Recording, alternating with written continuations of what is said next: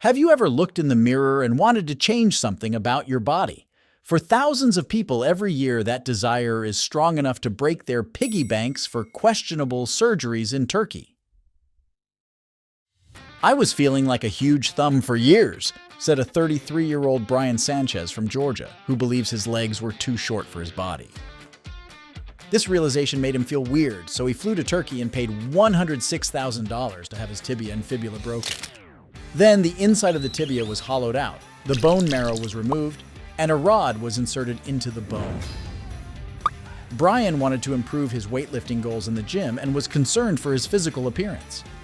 My wife is pretty tall. It's going to be really nice just to be able to hug her and have her all the way down there on my chest.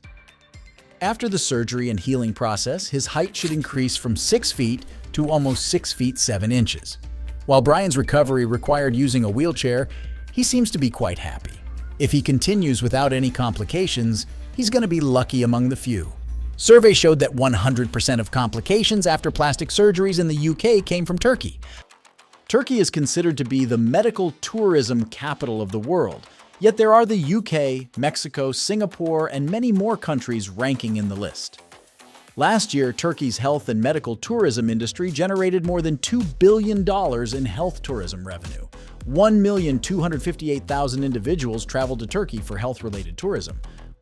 Well, you're free to choose what to fix: virginity repair, hair transplantation, calf implanting, penile enlargement, or maybe eye color change.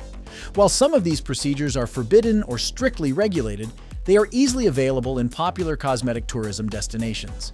The most popular procedures that people choose to do are liposuction, breast augmentation, eyelid surgery, rhinoplasty, and abdominoplasty, but there are plenty of bad cases. In 2019, a 29-year-old woman from West Virginia did her Brazilian butt lift in Miami and died shortly after.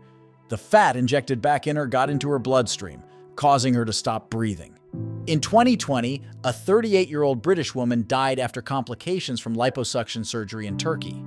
In 2018, another British woman died 17 days after undergoing a breast augmentation in Turkey.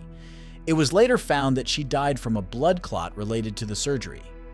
Complications can happen anywhere, but the surge in medical tourism can lead some clinics to prioritize cost-cutting over safety. Many patients traveling abroad don't stay long enough for post-operative care.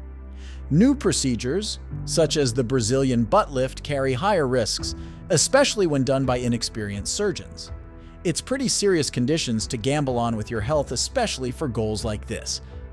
I'll be able to see other people's bald spots. Everything will be just different. But what do we know? Maybe you'll get lucky.